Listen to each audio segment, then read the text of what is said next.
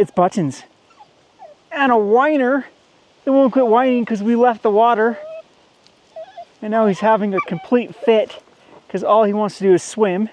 And then we got, of course, Chloe that is picking up every log she finds. And Samus, who's too shy and just runs away on camera. Anyway, we're up in the fish lake forest here. Been fishing in some of these lakes. Maybe I should have shown some lakes. You can go check out our outdoors channel that we're trying to start. Yes, Kevin's starting a billion channels. I get it.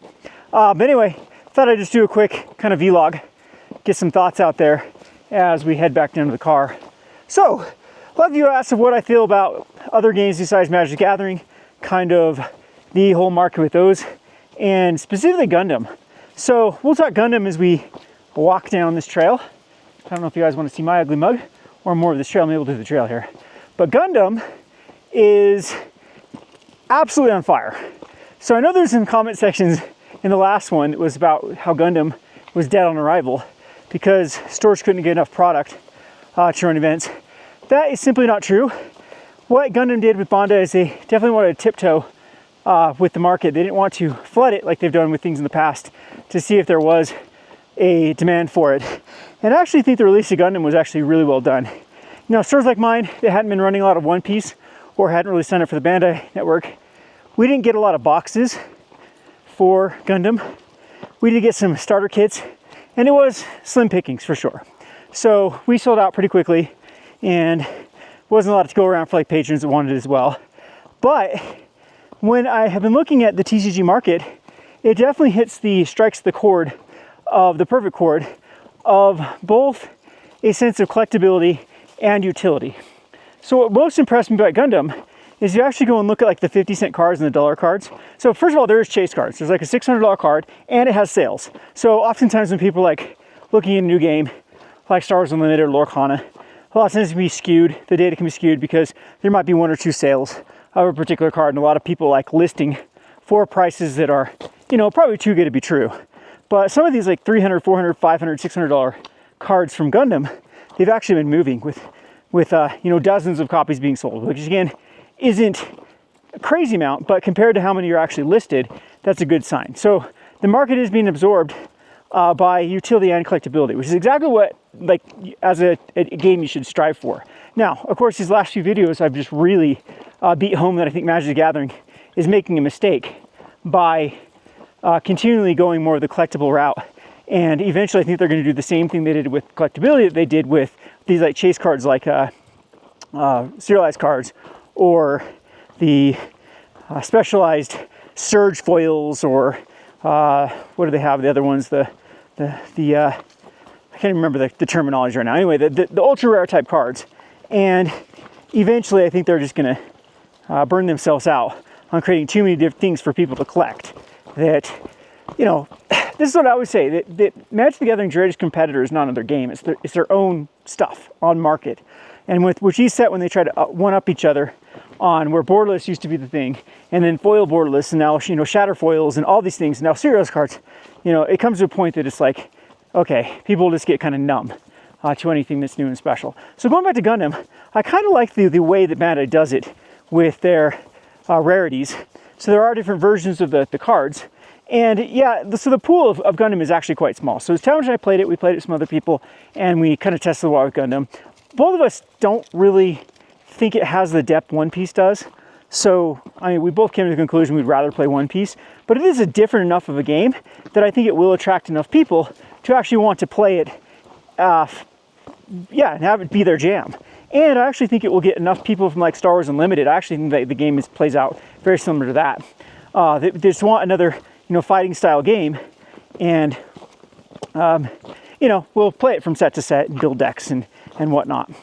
If you actually look on various websites too, there does seem to be a substantial amount of stores that are running events and posting tournaments, and there seems to be a meta that's actually developing. So I am very, very impressed with how Bandai has released Gundam. I couldn't have asked for like a better drop with Gundam. And as far as my kind of analysis for the game, I think it's here to stay. The pre-sales already for the next set are very strong. The starter decks are selling for quite a bit. And here's a really good sign too. what I'm really liking about a lot of the Bandai products is the utility is definitely driving a lot of sales for you know, all Bandai games right now. They're hot, they're hot, they're hot.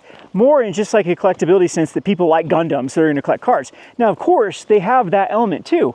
So it is the best of both worlds. It is getting people that like that anime that are coming in and buying and collecting those cards. But, and this is a big but, the price is still pretty much derivative of cards that are seeing play. So some of those cards that are incredibly expensive, they are the versions of the cards that are actually seeing top tier decks at the moment. Now again, with the card pool so limited and you know these ultra rare cards being good versions of cards that do you know quite powerhouse effects right now in the game, of course that makes sense. So, but what that's showing is people are already blinging out decks. There's already a community that's being built around this game, and I think again Bandai has just knocked it out of the park with their release, where they don't dive too deep into one aspect. So again, you do need accessibility to games. You need starter decks out there. And going back to what I was finishing my talk with starter decks, well, one thing that we noticed was that starter decks, a lot of the foils that come out of the starter decks, just the regular versions of the cards that come out of starter decks, have sales. We're looking at one card had 900 sales, which again, you might say, okay, you look at a Pokemon card that has 3,000 sales, or a Magic card that's in a tier 1 deck that after release will have thousands of sales too. But that is nothing to scoff about, especially when there's only like, and we were looking at how many quantities were left on the market, and there's like 100, between 100 and 200 of these cards, and 900 were sold in the last couple weeks. So, or at least the 30-month on TCG Player, you can basically scour the data of how much has been sold. So, like in the last 30 months, 900 have been sold, 120 left on the market. There is scarce supply of sealed product left, and these are starter cards. These are things that are quite still accessible. It does show me that people are building decks, and there is a lot of energy surrounding this deck. Now, same with One Piece. We have One Piece that's releasing with OP12, and the same thing. Like Bandai is actually completely knocked it out of the park. There are a lot more YouTubers popping up, at least on my feed. Maybe they've always existed around the like 1,000 to 2,000 subscriber mark, and getting thousands of views per video of One Piece content, of building decks, of theory crafting around decks, of talking about upcoming ban lists, about talking about this card will go in this deck and will counter this deck, and it's just, the energy is definitely there. So I'm really, really bullish on everything Bandai right now, including Gundam. So for those comments saying this dead on the arrival due to the lack of supply out there, I hear it. Like, it is frustrating with packs being $10 a piece from new type, and there just wasn't enough booster packs going around. I have heard there will be more waves of new type, and then the print run for the next set will be kind of ramped up. And Bandai has also made the commitment they're going to start sending more allocations to stores actually running events, which I think is a very, very good thing to do. Same thing with like One Piece. Now Lorcana has also shifted off to that way. So there are a lot of card games I think are doing it right. And it's good too, because I think they've kind of been forced into it with the hotness of Magic and Pokemon. Like, it is a market where the rest of the, like anything TCG is pretty hot. Like even the Ninja Turtles set from Universes had a pretty good release, had a pretty good showing compared to Universes sets of the past.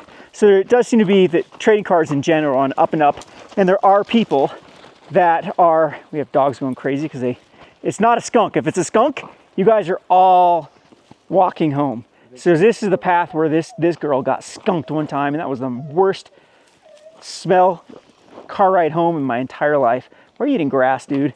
Anyway, so where did I lose my train of thought with it? So yeah, Pokemon, Magic, super hot. The rest of the games have definitely had to adjust. And we also have Riftbound that is coming out within a few weeks. We'll start seeing it to do a kind of a temperature check on how Riftbound has fared. Now Riftbound's also doing it really well. They're starting to involve a lot of the bigger names in various communities to test their decks or test their game, to run their game. It's interesting too with Riftbound too. It's the first one that's really focused on multiplayer and trying to get into that commander market. Whereas still like One Piece and Gundam, they do have multiplayer ways of playing their game. However, it is still really focused on 1v1 to drive their games home. So a multiplayer card game that's not called Commander is still, isn't a very proven market. So it's definitely really interesting with Riftbound to see where it goes. But anyway, again, I just thought I'd give some quick thoughts here and show you this beautiful, it's not all desert where I live. You can see that up in these mountains. We have some aspen trees, and luckily this one's not on fire. the mountain to the south of us has been burning. It's like up to almost 80,000 acres of burn, and we've been covered in smoke for the last month. So luckily they put the fire out before it did spread to this mountain that is just, you know, runs right above it, and is really much connected to. That's one thing about Utah, it's just mountains upon mountains upon mountains. But so we'll keep our eye on everything Magic the Gathering and Gundam. Like I said, I'm not trying to be like this negative Nancy of really you know, crapping on Magic and crapping on collectors. It just is still like a too good to be true market. And when it's a too good to be true market, there will be a correction. Now, speaking of which, by the way, I've read a lot of articles, and I typically try to stay up to date with the economics to begin. And I read a big article about how money supply has actually reached its peak, and we're starting to dip down in just overall money supply, which then means that there will be, you know, less dollars competing for the same products. And so actually prices should start coming down with a lot of things, and we'll see how it will affect the collectibles. The very first thing that we've noticed that have, like, there are things like online gambling sites and Las Vegas and construction and housing. Those are the first things that like start to dip when money supply tightens up. And all of those factors have now kind of hit. So hopefully it doesn't lead to like a recession. We don't want recession, but money supply tightening up is definitely a good thing, I think, in my opinion, because we've just been on a like a wild goose chase we never knew when the end of the money supply would happen with just how many, you know, trillions of dollars were printed during the COVID era. So anyway, that'll be interesting too to see how that affects kind of the growth of TCGs, because there is a lot of correlation between those type of markets too. A lot of that is like the investable factor. Like we always, when crypto's hot, when the stock market's hot, when investing in general is hot, then you do see people start kind of creeping into the TCG market, and that leads to a lot of what I've been trying to beat home, is it leads to a missignal of companies printing, because a lot of that is not what I still call like organic demand. These are people that are just buying product to resell it in the future to make a profit. It doesn't go in that same ecosystem that naturally happens with if you do just have players, collectors, and stores.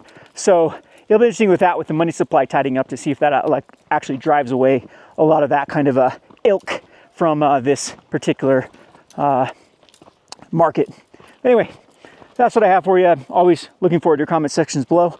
And maybe we'll like get Talmadge talking one of these years. He's too shy. I'm shy. I'm Talmadge. I'm so shy. Anyway, thanks for watching.